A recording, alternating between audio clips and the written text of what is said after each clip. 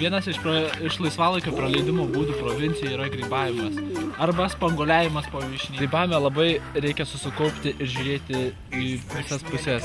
O štai, matome, čia yra morka. Štai matome raudonviršį. Tai dėja ne raudonviršis. Tai voveraitės žiemai susidėjo grybas. Jeigu randate šitą, tai turite palikti ten, kur radote. Sveiki, esame medžioklėje. Šiandien tikimės nušauti žvėrelių. Esu ne vienas. Esu su varovais ir jie... Kaip matote, šviečia saulė, giedras dangus. Manau, mums seksis puikiai. Žvėriai tokiu metu eina į plyną. Kai aš tau duosiu signalą, išvarysi žvėrių, o jūs jam talkinsit. Jūs visi kartu keturiese einat ten. Mūsų 3 ir. Kiek? Ja, 3. Ten 3 va tam kampe. Kai jau šalta pasidarys. Pereikit į aną pusę. Einam parodyti. Ir eikit link manęs, aš čia lauksiu. And we gonna kill some cows today. Come on, boy. Now where you feeling? Sexy things you do. Baby, baby, baby. Let me talk to you. Štai, ten žvėris.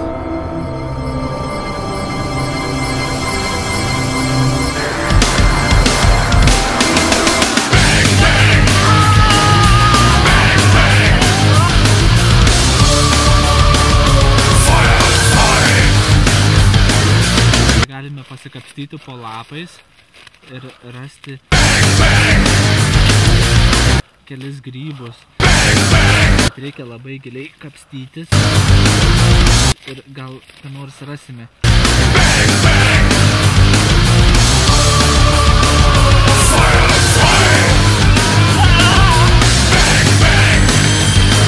Laukiam dabar ką varovės varys. Girdžiu nerimaujančiai miške šūkauja. Gal kas mums ir atsidat bėgs. Nesupras žvėrys, kas jam atsitiko.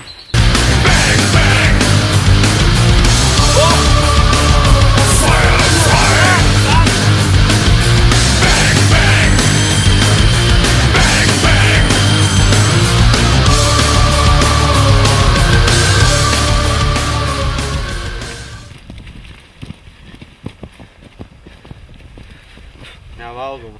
Ne. Right?